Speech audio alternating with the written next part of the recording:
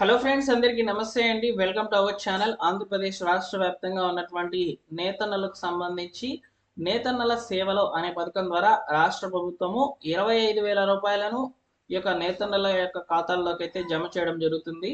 అయితే ఇక్కడ మనకు రాష్ట్ర ప్రభుత్వము కేవలము ఈ యొక్క కుటుంబానికి సంబంధించి మాత్రమే, ఓకేనా, కుటుంబానికి సంబంధించి మాత్రమే 25,000 రూపాయలు అయితే ఇస్తుంది. అంటే కుటుంబంలో ఒకరికి మాత్రమే ఈ పథకానికి సంబంధించినటువంటి లబ్ధిని అయితే చేకూర్చడం జరుగుతుందని చెప్తుందన్నమాట. సో కాబట్టి నేతన్నలు ఎవరైతే ఉన్నారో వారికి ఈ యొక్క పథకం ద్వారా డబ్బులు 25,000 రూపాయలు వస్తాయి. సో కాబట్టి వీడియోని పూర్తిగా చూడండి. ఈ పథకానికి సంబంధించినటువంటి కంప్లీట్ డీటెయిల్స్ మీకు చెప్తాను. మనకు ఈ నెల 7వ తేదీనైతే ఈ పథకానికి సంబంధించినటువంటి నిధులను ఈ యొక్క చీరాలలో జరుగుతున్నటువంటి జాతీయ చేనేత దినోత్సవం వేడుకల్లో భాగంగా సీఎం చంద్రబాబు నాయుడు గారు హాజరయ్యి అక్కడి నుంచి అయితే ఈ చేనేత జౌళి శాఖ అధికారుల సమీక్షలో మంత్రి సవిత గారి ఆధ్వర్యంలో అయితే ఈ పథకం అనేది లాంచింగ్ అనేది కాబోతుంది. ఎన్నికల మేనిఫెస్టోలో ఈ పథకం అనేది లేదండి యాక్చువల్గా.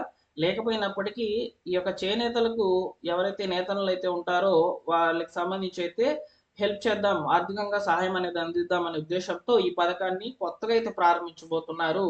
సో దీనికి సంబంధించి మీరు అప్లికేషన్ స్టేటస్ చెక్ చేసుకున్న, స్కీమ్ ఎలిజిబిలిటీ చెక్ చేసుకున్నా కానీ కనిపించదు. ఎందుకంటే మనకు ఈ సంవత్సరమే కొత్తగా అయితే ప్రారంభం కానుందన్నమాట. యాక్చువల్గా గతంలో అంటే వైఎస్ఆర్సీపీ గవర్నమెంట్ ఉన్నప్పుడు మీరు గమనించినారో లేదో చేనేత నేస్తం, నేతన్న నేస్తం అనే పథకం అనేది వచ్చిందనమాట. ఆ పథకం యొక్క రెఫరెన్సే ఇప్పుడు నేతన్నల సేవలో అనే పథకం అనమాట. సో కాబట్టి నేతన్నలు ఎవరైతే ఉన్నారో వారి వీడియోని పూర్తిగా చూడండి, మీకు సంబంధించి ఈ పథకం అనమాట.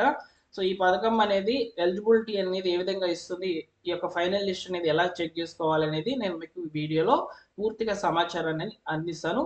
సో లైక్ చేసి సబ్స్క్రైబ్ చేసుకోండి. డిస్క్రిప్షన్లో టెలిగ్రామ్ ఛానల్ యొక్క లింక్ అనేది అందుబాటులో ఉంచాను, అందులో జాయిన్ అవ్వండి. మీకు అప్డేట్స్ అనేటివి వెంటనే నేను మీకు తెలియజేస్తాను. ఓకేనా, ఇక లేట్ చేయకుండా డైరెక్ట్గా టాపిక్లోకి అయితే వెళ్ళిపోదాము.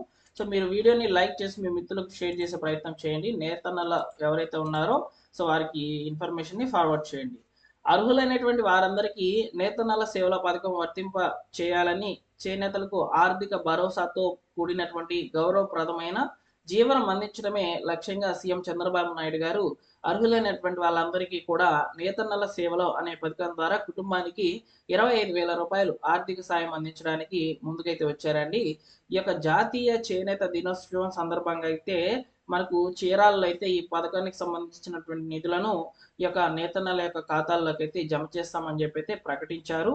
అలానే ఇక్కడ పాత లబ్ధిదారులు ఎవరైతే ఈ యొక్క నేతన్న నేస్తం అనే పథకానికి సంబంధించి అర్హులుగా అయితే ఉన్నారో గతంలో వారి యొక్క డేటా ఆల్రెడీ ప్రభుత్వం దగ్గర ఉంది కాబట్టి వారికి ఆల్రెడీ ఎలిజిబిలిటీని అయితే కల్పించారు. సో వారి నుంచి అయితే కేవైసీలు అనేవి తీసుకోవడం జరిగింది.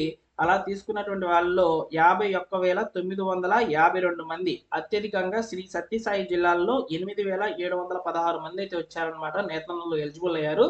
సో వారికి సంబంధించి అయితే అవకాశం కల్పించడమే కాకుండా కొత్తగా ఎవరైతే నేతలు ఉన్నారో వీవర్స్ సర్టిఫికేట్ అనేది పొంది ఉన్నారో వారి దగ్గర నుంచి కూడా దరఖాస్తుల యొక్క స్వీకరణ అనేది 5వ తేదీ వరకు అయితే స్వీకరించింది. ఎవరైతే 5వ తేదీ లోపల అప్లికేషన్స్ అనేవి ఇచ్చి ఉన్నారో వారందరికీ కూడా ఈ యొక్క వెరిఫికేషన్ అనేది కంప్లీట్ చేస్తుంది ఈ రోజు గవర్నమెంట్. ఈ రోజు సాయంత్రం నాటికైతే ఫైనల్ ఎలిజిబుల్ లిస్ట్ అనేది రిలీజ్ చేస్తుందండి. ఈ ఫైనల్ ఎలిజిబుల్ లిస్ట్ లో మీ పేరు ఉంటేనే మీ ఖాతాలకు డబ్బులు అనేవి జమ కావడం జరుగుతుందన్నమాట. సో రాష్ట్ర వ్యాప్తంగా ఉన్నటువంటి చేనేతన్నలకు ఈ యొక్క గుడ్ న్యూస్గా అయితే చెప్పవచ్చు అనమాట. రాష్ట్ర ప్రభుత్వము 25,000 రూపాయలను మీ ఖాతాల్లోకి అయితే చేరుస్తుంది. అయితే ఫైనల్ లిస్ట్ ఈరోజు సాయంత్రం వస్తుంది కదా. సో మీ యొక్క ఖాతాల్లోకి ఈ డబ్బులు పడాలంటే ఆ ఫైనల్ లిస్ట్లో పేరు అయితే కన్ఫర్మ్గా ఉండాలండి. ఆ ఫైనల్ లిస్ట్లో మీ పేరు ఉందా లేదా అనేది ఏ విధంగా చెక్ చేసుకోవాలంటే మీరు ఒకటే చేయండి. ఇక్కడ మనము ఆన్లైన్లో చెక్ చేసుకునే దానికి ఎలాంటి అవకాశం అయితే లేదు ఫైనల్ లిస్ట్కి సంబంధించి. ఎందుకంటే ఇది కొత్తగా ఈ సంవత్సరమే ప్రారంభిస్తున్నారు కాబట్టి స్కీమ్ ఎలిజిబిలిటీలో లేదు, అప్లికేషన్ స్టేటస్లో కూడా లేదు. సో కాబట్టి మీరు డైరెక్ట్గా మీ యొక్క వార్డ్ వెల్ఫేర్ ఎడ్యుకేషనల్ ఆఫీసర్ లేదా వెల్ఫేర్ ఎడ్యుకేషనల్ అసిస్టెంట్ ఎవరైతే ఉంటారో వారి దగ్గరికి అయితే వెళ్ళండి. వారి లాగిన్లోకి అయితే ఈ యొక్క ఫైనల్ లిస్ట్ అనేది వస్తుంది. సో మీ యొక్క ఆధార్ అనేది అక్కడ చూపించండి. మీ కుటుంబంలో ఎవరిదైనా పేరు మీద అయితే ఈ యొక్క నేతన్నల నేస్తం అనేది రావడం జరుగుతుంది అనమాట. నేతన్నల సేవలు అనే పథకం ద్వారా అయితే వస్తాయి కాబట్టి కుటుంబంలో ఉన్నటువంటి వారిది ఆధార్ అనేది తీసుకొని వెళ్ళండి, ఆధార్ ఇవ్వండి. వాళ్ళు చెక్ చేస్తారు. చెక్ చేసి మీకు ఈ యొక్క పథకానికి సంబంధించి ఎలిజిబిలిటీ వచ్చిందా లేదా అనేది చెప్తారు. లేదా ఫైనల్ లిస్ట్ అనేది 7వ తేదీన డిస్ప్లే అయితే చేస్తారు కాబట్టి ప్రింట్అవుట్ తీసి సచివాలయం డాష్ బోర్డులో అయితే పెడతారు కాబట్టి అక్కడైనా చెక్ చేసుకోవచ్చు మీరు. ఆ లిస్ట్లో పేరు ఉంటేనే మీ ఖాతాలకు అయితే డబ్బులు పడతాయండి. ఓకేనా? అక్కడ పేరు ఉంటే సరిపోదు, ఖచ్చితంగా మీ యొక్క బ్యాంక్ అకౌంట్ ఉంటుంది కదా, సో ఆ యొక్క బ్యాంక్ అకౌంట్కి కంపల్సరిగా ఆధార్ సీడింగ్ అనేది చేసుకుని ఉండాలి. ఆధార్ సీడింగ్ చేసుకోకుండా ఎన్పిసి అనేది యాక్టివ్ చేసుకోకుండా ఉండినట్లయితే మీ ఖాతాలకు డబ్బులు అనేవి పడవు. ఓకేనా? ఏ పథకానికి సంబంధించి అయినా మీరు గమనిస్తే ఈ యొక్క ఆధార్ సీడింగ్ ఎన్పిసిఐ యాక్టివ్ అనేది కంపల్సరీగా ఉంటేనే మీ ఖాతాలకు డబ్బులు అనేవి చేరుతాయి. ఓకేనా?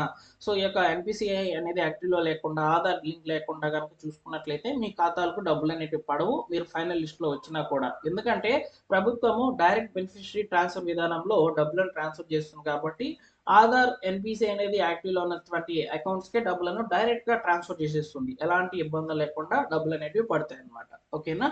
సో ఇప్పుడు వరకు ఈ యొక్క పథకానికి సంబంధించినటువంటి ఫైనల్ లిస్ట్ ఎలా చెక్ చేసుకోవాలనేది మీరు తెలుసుకున్నారు. అలానే ఈ యొక్క బ్యాంక్ అకౌంట్లకి ఎన్పిసిఐ అదేవిధంగా ఆధార్ లింక్ అనేది చేసుకొని ఉండాలని చెప్పి విన్నారు. సో ఇక్కడ వరకు అన్నీ కూడా బాగున్నాయి, డబ్బులు అనేటివి విడుదలవుతాయి, మీ ఖాతాలకు పడతాయి. ఒకవేళ మీరు ఇనెలిజిబుల్ లిస్ట్లో, అంటే మీరు అప్లికేషన్ ఆల్రెడీ ఇచ్చున్నారు, ఇనెలిజిబుల్ లిస్ట్లో వచ్చారు, లేదా మీకు ఈ స్కీమ్ ఎలిజిబిలిటీకి సంబంధించి డబ్బులు అనేవి పడలేదు అనుకోండి, సో దానికి సంబంధించి మీరు గ్రీవెన్స్ అనేది రైజ్ చేసుకోవచ్చు అనమాట. సో దానికి కూడా అవకాశం అనేది ప్రభుత్వం కల్పిస్తుంది.